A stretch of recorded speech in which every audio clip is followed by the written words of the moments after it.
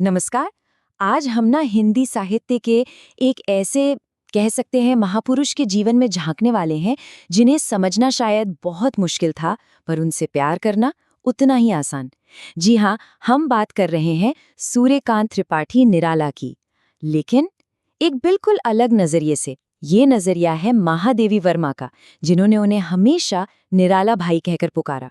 तो चलिए इस कहानी में और गहराई से उतरते हैं और शुरुआत करते हैं महादेवी जी की बस इस एक लाइन से, जो निराला जी के पूरे कैरेक्टर का, उनके व्यक्तित्व का निचोड़ है।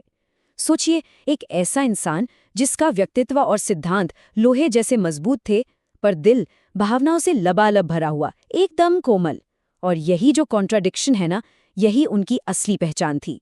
तो सबसे पहले ये समझना जरूरी है कि आखिर निराला जी की ये कहानी हमें कौन सुना रहा है और क्यों क्यों उनका नजरिया इतना ज्यादा खास है। तो एक तरफ है महादेवी वर्मा, हिंदी साहित्य की एक बहुत बड़ी हस्ती, और दूसरी तरफ है सूर्यकांत त्रिपाठी निराला, जिन्हें हम एक क्रांतिकारी कवि के तौर पर जानते हैं। अब देखिए, महादेवी जी का रिश्ता उनसे सिर्फ एक लेखिका का नहीं था, बल्कि वो उन्हें एक करीबी दोस्त, एक भाई की तरह देखती थी। और बस इसीलिए उनका लिखा ये संस्मरण हमें उस निराला से मिलवाता है जिनसे दुनिया शायद अनजान थी। हाँ, और एक बात समझना बहुत जरूरी है। ये कोई बायोग्राफी नहीं है जिसमें सिर्फ फैक्ट्स हों। ये एक संस्मरण है, मतलब यादों का एक खजाना। तो यहाँ हमें फैक्ट से ज्यादा वो एहसास, वो पर्सनल एक्सपीरियंस मिलते हैं जो हमें निराला जी के और भी करीब ले आते हैं। तो अब जब ये बात साफ हो गई है कि कहानी का नजरिया क्या है, तो चलिए निराला जी के कैरेक्टर के उस हिस्से को देखते हैं जो शायद सबसे ज्यादा चौंकाने वाला था, उनका फक्कड़ स्वभाव और उनका वो विशाल दिल। देखिए, ये एक लाइन ही सब कुछ बयां कर देती है ना? एक ऐसा आदमी जो पूरी जिंदगी खुद गरीबी में जिया, लेकिन दूसरों के गम का बोझ हमेशा हमेशा अपने कंधों पर लेकर चलता रहा।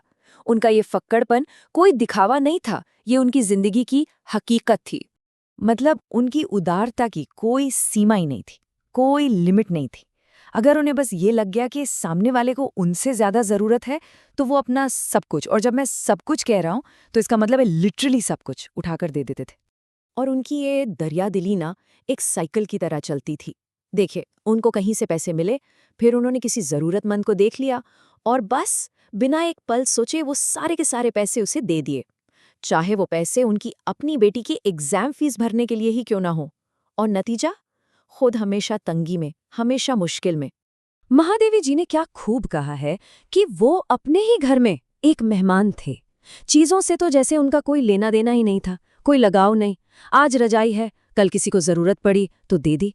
कपड़े हैं, किताबें हैं, जो भी है, अगर किसी और को उसकी जरूरत पड़ गई तो वो चीज अब निराला की नहीं रही, उसकी हो गई। और ये सिर्फ कहने की बातें नहीं है, ये उनकी रोजमर्रा की जिंदगी थी। सड़क पर कोई ठंड में कांप रहा है तो अपना कोट या रजाई उतार कर दे दी। घर पर मेहमान आ गए तो अपना खाना उनको खिला दिया और खुद भूखे सो गए। किसी स्टूडेंट को किताबों की जरूरत है तो खरीद कर दे दी। उनकी जिंदगी ऐसी न जाने कितनी ही कहानियों से भरी पड़ी है। पर रुकिए, कहानी सिर्फ उनके फक्कड़पन और दरियादिली की नहीं है। उनकी पर्सनैलिटी में ना और भी परतें थीं। तो चलिए अब उनकी शख्सियत की एक दूसरी परत को खोलते हैं। एक ऐसी परत जहां एक सख्त विद्रोही के अंदर एक बहुत ही मासूम सा बच्चा छिपा बैठा था। ये देखिए, ये है निराला जी के दो चेहरे। एक तरफ एक विद्रोही, क्रांतिकारी सोच वाला कवि जो समाज के किसी नियम को नहीं मानता, जो अपनी बात पर अड़ गया तो बस अड़ गया। और फिर है दूसरा चेहरा, एक बच्चे जैसा भोला भाला इंसान, जिसकी हंसी एकदम सच्ची, बेफिक्र, और जिसका दिल सबके लिए दया और करुणा से भरा हुआ था। उनका जो डील डॉल था, मतलब जो फिजिकल अपीयरेंस था, उसे देखकर कोई भी धोखा खा जाए। एकदम गठीला, ऊंचा पूरा शरीर, लेकिन इस सख्त शरीर के अंदर एक मन था जो बिल्कुल बच्चों जैसा था, भोला, सरल। कह सकते हैं कि उनका ये बाहरी रूप उनके कोमल दिल के लिए एक पर्दे जैसा था। और उनकी इस कोमलता को समझने के लिए ना, जरा ये छोटा सा किस्सा सुनिए। एक बार किसी ने उनसे पूछा कि वो इंतजार क्यों कर रहे हैं। पता है उन्होंने क्या कहा? उन्होंने कहा कि वो तब तक नहीं जा सकते जब तक नीम के पत्तों पर जो ओस की बूंदें हैं वो सूख न जाएं। मतलब कौन सोच सकता है भला? प्रकृति के साथ उनका कनेक्शन इतना गहरा था, इतना खूबसूरत। तो कुल मिला के यही थे निराला, एक ऐसा इंसान जो अपनी उसूलों के लिए किसी से भी भिड़ जाए, लेकिन किसी और का जरा सा दुख देखकर मोम की तरह पिघल जाए। सच कहूं तो ताकत और दया का ऐसा मेल बहुत ही कम देखने को मिलता है। तो अब सवाल ये उठता है कि ऐसा फक्कड़, ऐसा दरिया दिल, इतना सख्त लेकिन इतना कोमल इंसान आखिरकार हिंदी साहित्य का इतना बड़ा नाम, एक युग पुरुष कैसे बना? चलिए अपने इस विश्लेषण के आखिरी हिस्से में इसी सवाल का जवाब ढूंढते हैं। उनकी जिंदगी को देखें तो वो मुश्किलों और त्रासदियों से भरी हुई थी। पहले पत्नी का निधन, फिर बेटी की मृत्यु और जिंदगी भर पैसों की तंगी तो साथ रही ही।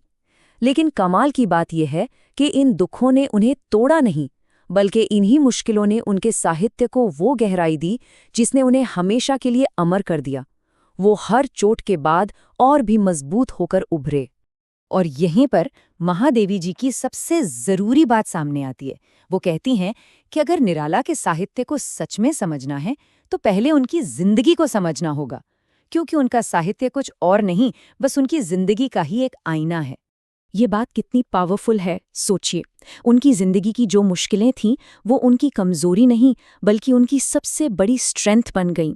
उनका जो लिटरेचर है वो किसी बंद कमरे में बैठकर नहीं लिखा गया, वो तो जिंदगी के तूफानों के बीच खड़े होकर रचा गया था। और शायद इसीलिए उसमें इतनी सच्चाई है, इतनी ताकत है। तो ये पूरी कहानी, ये पूरा विश्लेषण हमें एक बहुत बड़े सवाल के साथ छोड़ जाता है। आज की दुनिया में, आज के इस दौर में जहाँ हर कोई बस कुछ पाने की, कुछ जमा करने की दौड़ में लगा है, क्या निराला जैसा कोई इंसान इतना फक्कड़, इतना दरिया दिल, इतना खुदगर्जी से परे, क्या ऐसा कोई हो सकता है? ये एक ऐसा सवाल है जिस पर सोचना तो बनता है।